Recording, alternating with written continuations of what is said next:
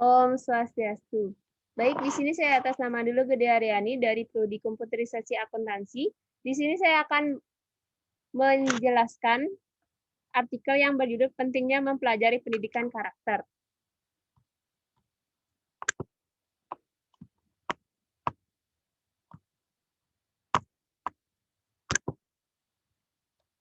Abstrak. Pendidikan karakter bukan hanya diajarkan ketika di sekolah, tetapi juga perlu diajarkan lebih lanjut ketika berada di rumah, serta lingkungan sosial masyarakat. Dewasa ini, pendidikan karakter sangat dibutuhkan bukan saja untuk anak-anak serta remaja, tetapi orang dewasa. Pendidikan karakter sangat mutlak dibutuhkan untuk membangun kelangsungan hidup bangsa. Tidak ada yang bisa memprediksi kompetisi seperti apa ke depannya. Hal ini jelas akan menjadi beban yang berat bagi bukan hanya kepada orang tua, tetapi juga para pendidik di sekolah. Bahkan kita yang akan bekerja ke depannya akan merasakan hal yang sama. Menuntut kualitas sumber daya manusia di milenium mendatang tentunya membutuhkan karakter yang baik. Makna pendidikan karakter. Pendidikan adalah suatu kegiatan dan proses aktivitas yang disengaja dan merupakan gejala masyarakat ketika sudah mulai disadarinya pentingnya upaya untuk membentuk, mengarahkan, dan mengatur masyarakat sebagaimana dicita-citakan masyarakat, terutama cita-cita orang yang mendapatkan kekuasaan. Karakter merupakan perpaduan antara moral, etika, dan akhlak. Moral lebih menitik beratkan pada kualitas perbuatan, tindakan, atau perilaku manusia, atau apakah perbuatan itu bisa dikatakan baik, buruk, atau benar atau salah. Sebaliknya, etika memberikan penilaian tentang baik dan buruk berdasarkan norma-norma yang berlaku di masyarakat tertentu. Sedangkan akhlak, tatanannya lebih menekan bahwa pada hakikatnya dalam diri manusia itu telah ditanamkan keyakinan di mana keduanya baik dan buruk itu ada. Jadi, pendidikan karakter adalah suatu sistem pendidikan yang bertujuan untuk menanamkan nilai-nilai karakter tertentu pada peserta didik yang di dalamnya terdapat komponen pengaturan, kesadaran, dan kemauan, serta tindakan untuk melakukan nilai-nilai tersebut. Tujuan pendidikan karakter. Yang pertama, mengembangkan potensi afektif peserta didik sebagai manusia dan warga negara yang memiliki nilai-nilai budaya dan karakter bangsa. Yang kedua, mengembangkan kebiasaan dan perilaku peserta didik yang terpuji dan sejalan dengan nilai-nilai universal dan tradisi budaya dan karakter bangsa. Yang ketiga, menanamkan jiwa kepemimpinan dan tanggung jawab peserta didik sebagai generasi penerus bangsa. Yang keempat, mengembangkan kemampuan peserta didik menjadi manusia yang mandiri, kreatif, dan berwawasan kebangsaan. Dan yang kelima, mengembangkan lingkungan kehidupan sekolah sebagai lingkungan belajar yang aman, jujur, penuh kreativitas dan persahabatan, serta dengan rasa kebangsaan yang tinggi dan penuh kekuatan. Macam-macam pendidikan karakter. Yang pertama itu pendidikan karakter internal.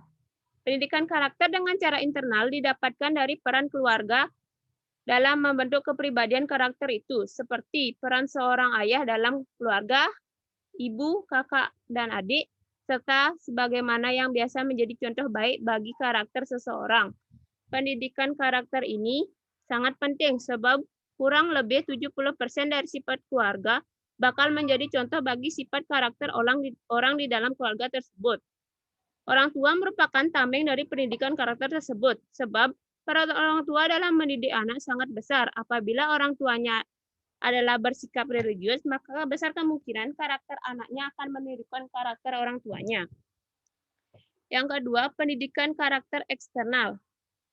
Pendidikan karakter eksternal biasanya didapatkan di banyak tempat, seperti pendidikan karakter di sekolah, tempat bermain, tempat belajar, bimbingan, dan juga bisa didapatkan ketika berteman, bermain bersama kawan yang baik, mengikuti organisasi di sekolah, serta masyarakat dan sebagainya. Pendidikan karakter eksternal juga penting didapatkan oleh setiap orang, sebab apabila mereka tak memperoleh pendidikan karakter dengan cara internal, maka pendidikan karakter eksternal inilah yang menjadi wadah serta sebagai tempat untuk menambah nilai karakter yang baik dari orang tersebut. Peran pendidikan karakter atau biasa juga disebut pentingnya pendidikan karakter. Yang pertama itu mengenali jati diri. Hal ini penting untuk mengenali siapa diri kamu yang sebetulnya. Dengan begitu, kamu akan mengenal lebih kelebihan diri kamu sendiri. Misalnya, kamu seorang pelajar atau siswa, maka yang kamu lakukan adalah belajar dengan sungguh-sungguh. Yang kedua, menunjang kreativitas. Kreativitas adalah faktor yang positif. Apabila faktor tersebut bisa ditingkatkan dengan adanya pendidikan karakter ini, kamu bisa mengasah kreativitas seseorang supaya menjadi lebih baik. Kreativitas seseorang pasti tak akan sama. Biasanya tergantung bagaimana kegemarannya. Dengan semakin mengasah kegemaran yang dimiliki seseorang, pasti bakat munculnya kreativitas yang lebih, serta apabila ada persoalan yang muncul, maka bakal cepat diatasi. Yang ketiga, membentuk sifat yang baik. Pendidikan karakter juga membentuk sifat yang baik, khususnya dari sisi etika serta moral. Etika seseorang tidak memperoleh pendidikan karakter bakal cenderung negatif. Terlebih faktor lingkungan yang rumit berperan dalam kehidupan sehari-hari. Dengan adanya pendidikan karakter bakal memberikan batasan apa yang baik untuk dilakukan serta apa yang kurang baik. Pendidikan karakter inilah yang bakal filter aktivitas seseorang. Yang keempat, menambah kepedulian terhadap sesama. Manusia adalah makhluk sosial yang sangat membutuhkan seseorang untuk menolong dalam kehidupan sehari-hari. Dengan meningkatnya kepedulian terhadap sesama, bakal memberikan akibat yang positif dari diri seseorang tersebut. Menambah kepedulian terhadap sesama bisa kamu lakukan dengan sedekah, bergotong royong. Jadi, mereka bakal mengenal kamu sebagai pribadi yang mempunyai kepedulian.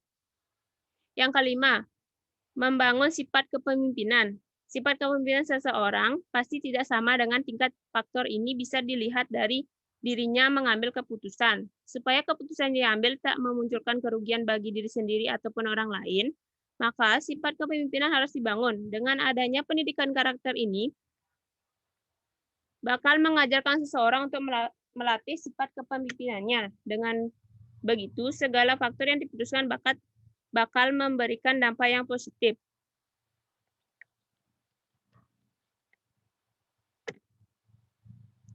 Metode-metode pendidikan karakter.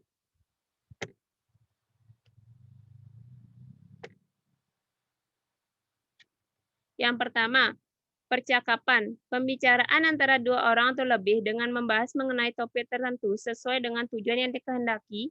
Metode percakapan dapat mendorong pihak terkait untuk saling memperhatikan dan mengembangkan pola pikirannya. Metode ini dapat membangkitkan perasaan kesan serta menimbulkan sifat saling menghargai pendapat orang lain. Yang kedua, cerita atau kisah. Metode ini dilakukan dengan membaca atau menceritakan kisah yang dimiliki pesan moral yang baik dan dapat diteladani oleh peserta didik. Kisah senantiasa memikat karena menarik pembaca dan pelajar untuk mengikuti alur serta secara tidak langsung juga mengajak pembaca maupun pendengar untuk merenungkan makna kisahnya.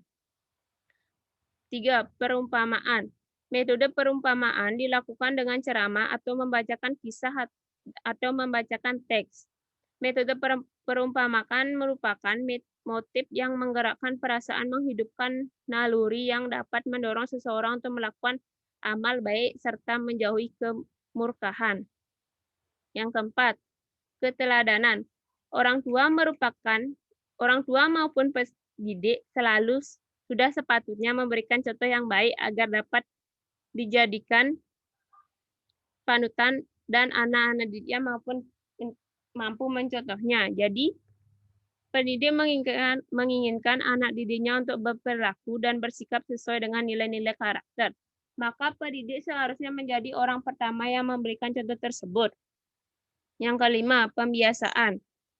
Sesuatu yang dilakukan secara sengaja dan berulang-ulang dapat menjadi sebuah pengalaman dan kebiasaan. Menurut Ahmad Tafsir, metode pembiasaan sangat efektif untuk menguatkan hafalan pada anak didik. Metode ini perlu dilakukan untuk membiasakan peserta didik melakukan perilaku terpuji. Dan yang terakhir adalah janji dan ancaman. Metode ini berdasarkan atas fitrah manusia, yaitu keinginan untuk meraih kesenangan, keselamatan, dan tidak menginginkan kesedihan serta kesengsaraan. Janji dan ancaman dalam agama dibuat agar individu mematuhi aturan Tuhan. Janji diadakan agar melakukan kebaikan sesuai dengan perintah Tuhan, serta adanya ancaman adalah agar manusia menjauhi perbuatan yang tidak disukai Tuhan.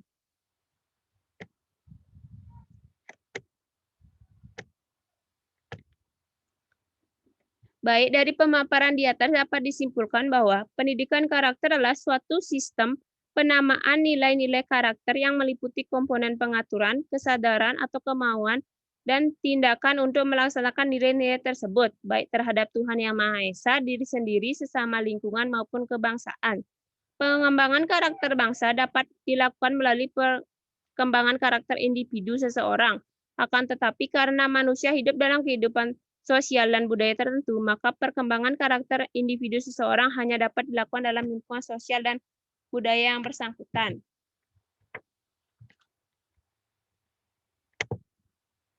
Baik, sekian presentasi dari saya, dan apabila ada salah kata saya mohon maaf. Sekian dan terima kasih.